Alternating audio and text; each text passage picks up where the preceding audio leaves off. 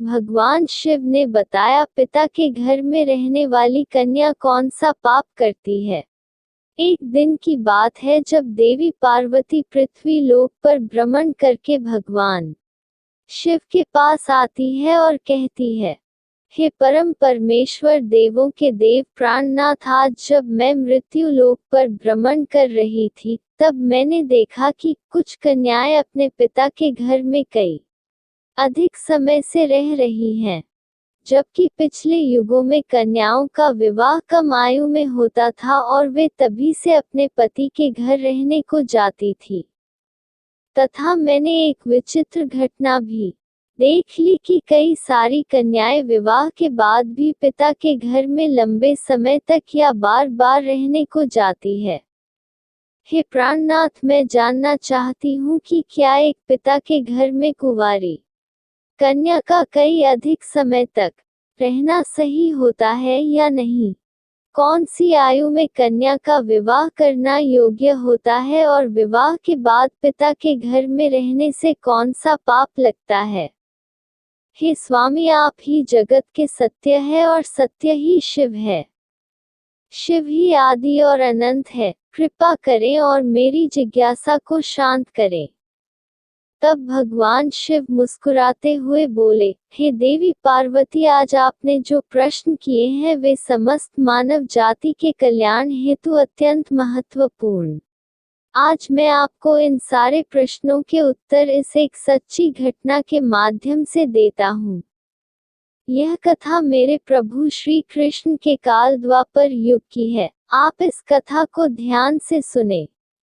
जो भी प्राणी इस कथा का श्रवण या प्रसार करता है उनके मैं 100 अपराध माफ करता हूँ, और मृत्यु के बाद वह प्राणी अनंत काल तक मेरे साथ कैलाश में वास करता है।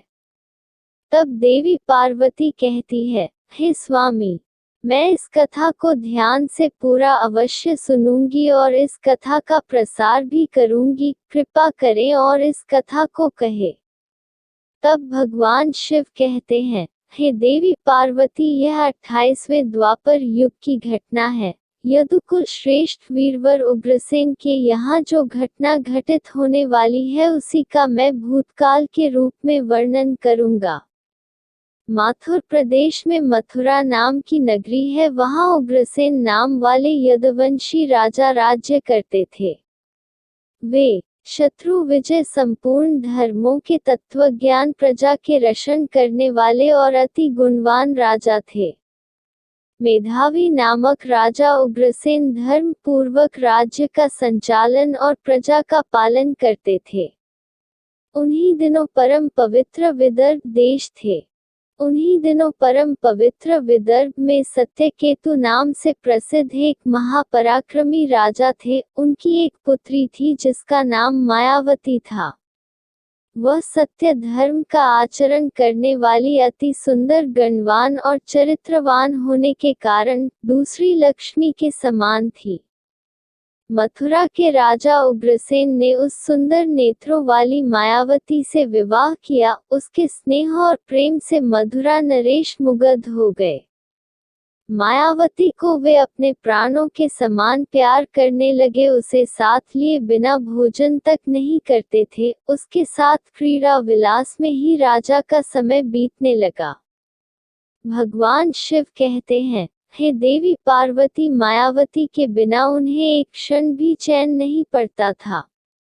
इस प्रकार से आने वाले प्रतिदिन उन दोनों पति पत्नी में प्रेम बढ़ने लगा। फिर कुछ समय के बाद विदर्भ नरेश सत्यकेतु ने अपनी पुत्री मायावती को याद किया और उसकी माँ भी उसे ना देखने के कारण बहुत दुखी थी। फिर एक दिन उन्होंने अपनी बेटी के हालचाल जानने हेतु मथुरा नरेश उग्रसेन के पास अपने दूत भेजे। मित्रों, भगवान शिव कहते हैं, हे देवी पार्वती, दूतों ने वहां जाकर आदर पूर्वक राजा से कहा, महाराज, विदर्भ नरेश सत्यकेतु ने अपनी कन्या और इस राज्य की महारानी के कुशल समाचार जानने हेतु हमें यहाँ भेजा है। आपको हमारा सादर प्रणाम। अगर उनका प्रेम और स्नेह पूर्ण अनुरोध आपको स्वीकार हो तो राजकुमारी मायावती जी को उनके यहाँ भेजने की व्यवस्था कीजिए। वे अपनी पुत्री को देखना चाहते हैं। मित्रों, भगवान शिव कहते हैं, देवी पार्वती राजा उग्रसेन ने जब दूतों के मुंह से यह बात सुनी तो वे भी प्रसन्न हो गए, क्योंकि वे भी चाहते थे रानी मायावती को आराम करने हेतु उनके पिता के यहाँ जाना चाहिए। तब उन्होंने स्नेह और उदारता के कारण अपनी पत्नी मायावती को विदर्भ राज के यहाँ भेज दिया। पति के भेजने पर मायावती बड़ी खुशी के साथ अपने मायके आ गई। वहां पहुंचकर उसने पिता के चरणों में प्रणाम किया। उसके आने से महाराज सत्यकेतु को भी बड़ी प्रसन्नता हुई। फिर भगवान शिव कहते हैं, हे देवी पार्वती मायावती वहां अपनी सखियों के साथ मन से मुग्ध होकर घूमने लगी। पहले की ही भांति घर, वन, तालाब और राज्य में विहार करने लगी। क्योंकि वे विवाह के बाद पहली बार अपने पिता के यहाँ आई थी, यहाँ आकर वह फिर से बालिका बन गई। फिर कुछ दिन बीतने के बाद वह भूल गई कि उनका विवाह हो चुका है। उनके बर्ताव में अब लज्जा या संकोच का भाव नहीं रहा। फिर भगवान शिव कहते हैं, हे देवी पार्वती, एक दिन की बात है, रानी मायावती अपनी सखियों के साथ एक सुंदर पर्वत पर सैर करने के लिए गई। वहां एक रमणीय वन दिखाई दिया जो केलों के उद्यान से शोभा पा रहा था। उस पर भी फलों की बहार थी। तब उस राजकुमारी ने देखा कि एक ओर ऐसा रमणीय पर्वत, दूसरी ओर सुंदर वन और बीच में स्वच्छ जल से भरा सर्वतभद्र नामक तालाब है। एक छोटी बालिका की तरह वह उसकी सभी सखियों के साथ खेलने लगी। वे सभी इस संसार को भूल खेलकूद में मन से मग्न होकर पूरी तरह से डूब गई। फिर वे तालाब में उतर गई और हंसती गाती हुई जलक्रीड़ा करने लगी। मित्रों, फिर भगवान शिव कहते हैं, हे देवी पार्वती, उसी समय कुबेर का सेवक गोभिल नाम का एक दैत्य दिव्य विमान पर बैठकर आकाश मार्ग से कहीं जा रहा था। तब उसी समय तालाब के ऊपर आने पर उसकी दृष्टि मनमोहक सुंदर विदर्भ की राजकुमारी मायावती पर पड़ी, जो निर्भय होकर स्नान कर रही थी। गोभिल के पास दैवीय शक्ति होने के कारण उसने निश्चित रूप से जान लिया कि यह विदर्भ नरेश की कन्या और महाराज उग्रसेन की प्यारी पत्नी है। तब वह मन ही मन कहने लगा, यह तो पतिव्रता होने के कारण आत्मबल से ही सुरक्षित है। किसी भी पुरुषों के लिए इसे प्राप्त करना अत्यंत कठिन है। उग्रसेन अत्यंत महामूर्ख है, जो उसने ऐसी सुंदरी पत्नी को मायके भेज दिया है। यह पतिव्रता नारी पराये पुरुष के लिए दुर्लभ है। और इधर कामदेव मुझे अत्यंत पीड़ा दे रहा है। मैं किस प्रकार इसके निकट जाऊं और कैसे इसका उपभोग करूं? मित्रों, भगवान शिव कहते हैं, हे देवी पार्वती, उसकी सुंदरता पर मोहित दानव गहरी सोच में पड़ गया और फिर उसने अपने लिए एक उपाय निकाल लिया। और गोभिल ने महाराज उग्रसेन का माया में रूप धारण कर लिया, और वही अंग, वही उपांग, वैसे ही वस्त्र, उसी तरह का भेष और वही अवस्था। पूर्ण रूप से उग्रसेन सा होकर वह पर्वत के शिखर पर उतरा और एक अशोक वृक्ष की छाया में शिला के ऊपर बैठकर उसने मधुर स्वर से संगीत सुरों को छेड़ दिया। वह गीत संपूर्ण विश्व को मोहित करने वाला था। ताल, लय और उत्तम स्वर से युक्त उस मधुर गीत को सखियों के मध्य में बैठी हुई सुंदरी मायावती ने भी सुना। वह सोचने लगी, ऐसा मनमोहक कौन गायक यह गीत गा रहा है। राजकुमारी के मन में उसे देखने की तीव्र इच्छा हुई। उसने सखियों के साथ जाकर देखा। तब अशोक की छाया में सुंदर प्रतापी बैठा हुआ कोई पुरुष गा रहा है। वह महाराज उग्रसेन के जैसा दिखाई पड़ता है। मित्रों, भगवान शिव कहते हैं, हे देवी पार्वती, वास्तव में तो वह राजा के भेष में नीच दानव गोभिल ही था। मायावती विचार करने लगी कि मेरे स्वामी मथुरा नरेश अपना राज्य छोड़कर इतनी दूर कब और कैसे चले आए। वह इस प्रकार सोच ही रही थी कि उस पापी ने स्वयं ही पुकारा है, प्रिय आओ आओ देवी, तुम्हारे बिना मैं नहीं जी सकता। सुंदरी, तुमसे अलग रहकर मेरे लिए इस प्रिय जीवन को व्यतीत करना भी असंभव सा हो गया है। तुम्हारे स्नेह ने मुझे मोह लिया है, अतः मैं तुम्हें छोड़कर कहीं भी नहीं रह सकता। अपने पति रूपधारी दैत्य के ऐसा कहने पर मायावती थोड़ी सी लज्जित होकर उसके सामने गई। वह मायावती का हाथ पकड़कर उसे एकांत स्थान में ले गया और वहां अपनी इच्छा के अनुसार उसका उपभोग किया। मित्रों, भगवान शिव कहते हैं, हे देवी पार्वती, महाराज उग्रसेन के गुप्त अंग में कुछ खास निशानी थी जो उस पुरुष में नहीं दिखाई दी। इससे मायावती के मन में उसके प्रति संदेह उत्पन्न हुआ। राजकुमारी ने अपने वस्त्र संभाल कर पहन लिए, किंतु उसके हृदय में इस घटना से बड़ा ही दुख हुआ। वह क्रोध में भरकर नीच दानव गोभिल से बोली, ओ नीच, जल्दी बता तू कौन है, तेरा आकार दानव जैसा है, तू पापाचारी और निर्दयी है। पर कहते कहते आत्मग्लानि के कारण उसकी आंखें भर आई। वह श्राप देने को उद्यत होकर बोली, हे दुरात्मन, तूने मेरे पति के रूप में आकर मेरे साथ छल किया और इस धर्म में शरीर को अपवित्र करके मेरे उत्तम पातिव्रत्य का नाश कर डाला है। अब यही तू मेरा भी प्रभाव देख ले, मैं तुझे अत्यंत कठोर श्राप दूंगी। उसकी बात सुनकर गोभिल ने कहा, है पतिव्रता नारी, भगवान श्री विष्णु तथा उत्तम नारी, भगवान श्री विष्णु तथा उत्तम ब्राह्मण के भय से तो समस्त राक्षस और दानव दूर भागते हैं। मैं तो दानव धर्म के अनुसार ही इस पृथ्वी पर विचर रहा हूँ। पहले मेरे दोष का विचार करो कि किस अपराध पर तुम मुझे श्राप देना चाहती हो। तब मायावती बोली, हे पापी, मैं साध्वी और पतिव्रता हूँ। मेरे मन में केवल अपने पति की कामना रहती है। मैं सदा उन्हीं के लिए तपस्या किया करती हूँ। मैं अपने धर्म मार्ग पर स्थित थी, किंतु तूने माया रचकर मेरे धर्म के साथ ही मुझे भी नष्ट कर दिया। इसलिए हे दुष्ट नीच, तुझे भी मैं भस्म कर डालूंगी। तब गोभिल बोला, हे राजकुमारी, यदि तुम उचित समझो तो यह बात ध्यान से सुनो। मैं धर्म की ही बात कह रहा हूँ। जो स्त्री प्रतिदिन मन, वाणी और काम से अपने पति की सेवा करती है, पति के संतुष्ट रहने पर स्वयं भी संतोष का अनुभव करती है।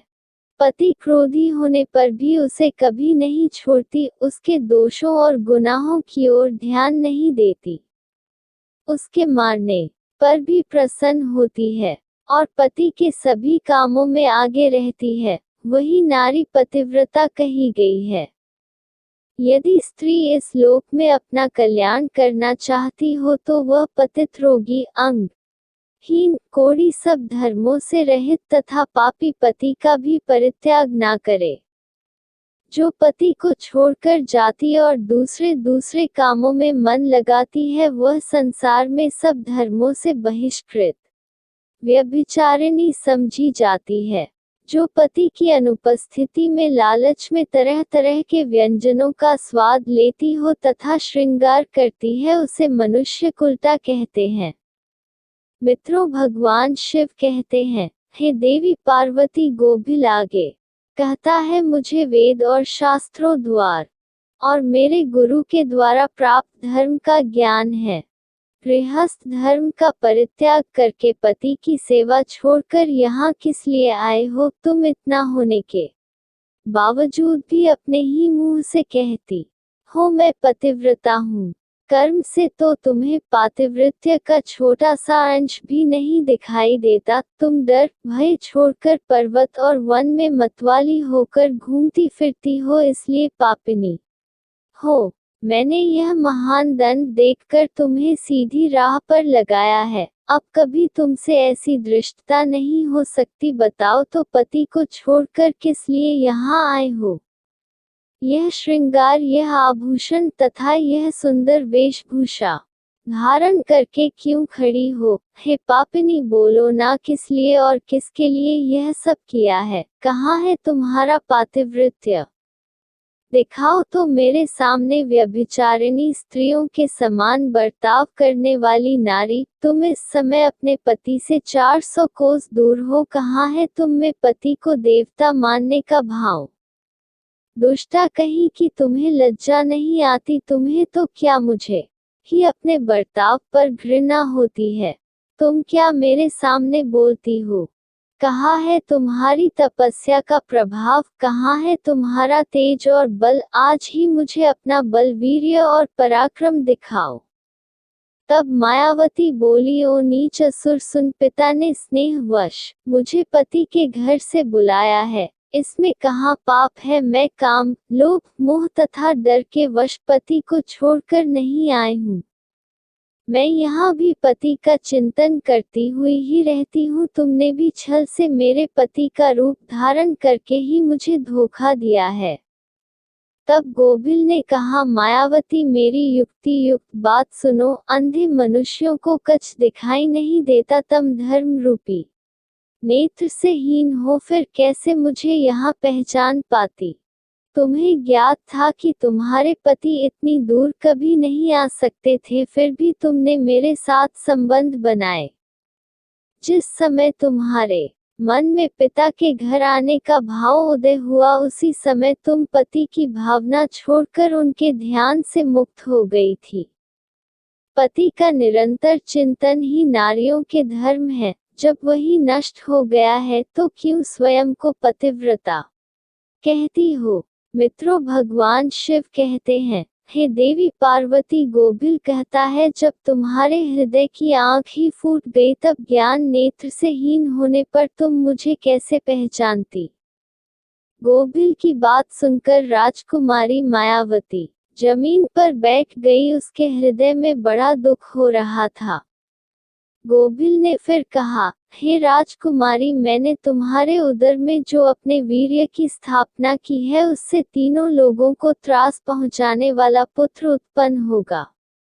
फिर भगवान शिव कहते हैं, हे देवी पार्वती, ऐसा कहकर वह दानव वहां से चला गया। गोबिल एक ज्ञानी दावन तो था, किंतु वह बड़ा ही दुराचारी और पापात्मा था।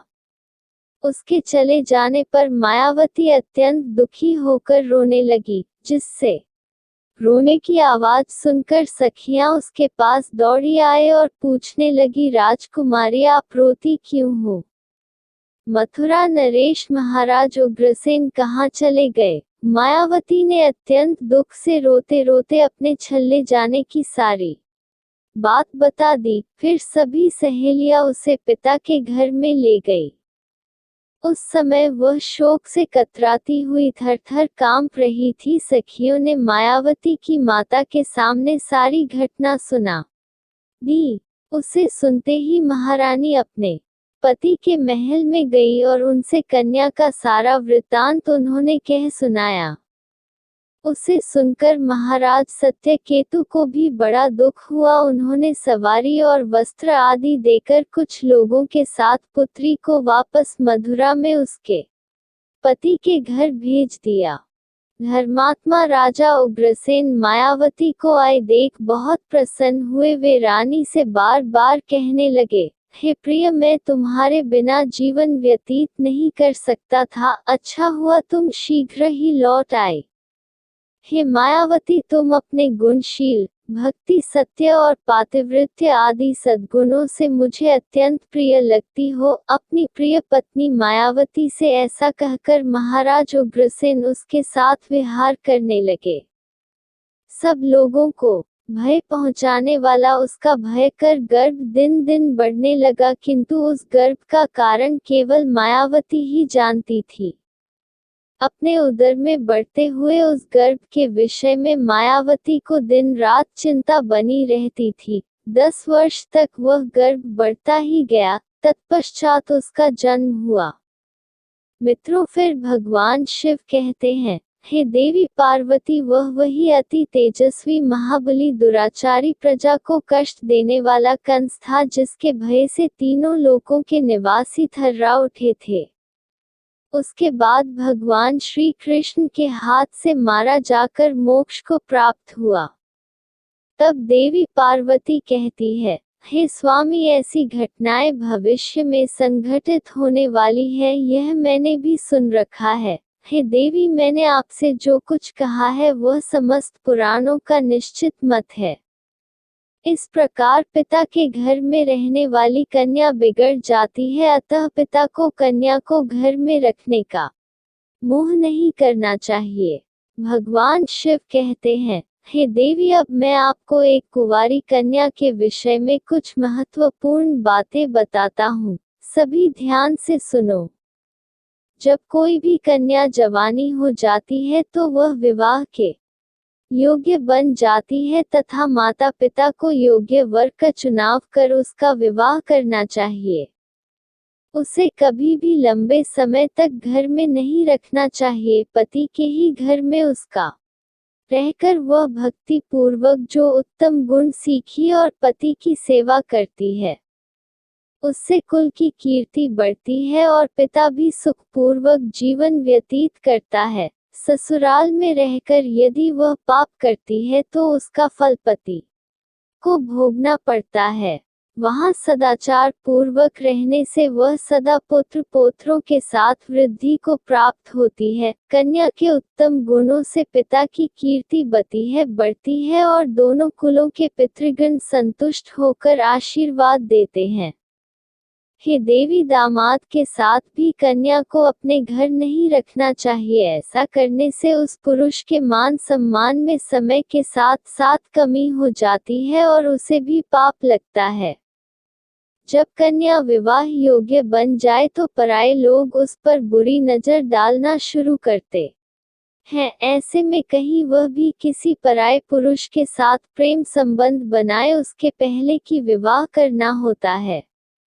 एक जवान कन्या पिता के घर में रखना मतलब खजाने भरा चोरों के बीच रखने के समान होता है, तथा उस स्त्री का गहना और पिता का सम्मान उस कन्या की इज्जत होती है जिसे हमेशा संभाल कर रखना चाहिए। किसी भी स्त्री को कभी भी पति से दूर नहीं रहना चाहिए। ज्यादा समय तक मायके रहना भी पाप के समान है।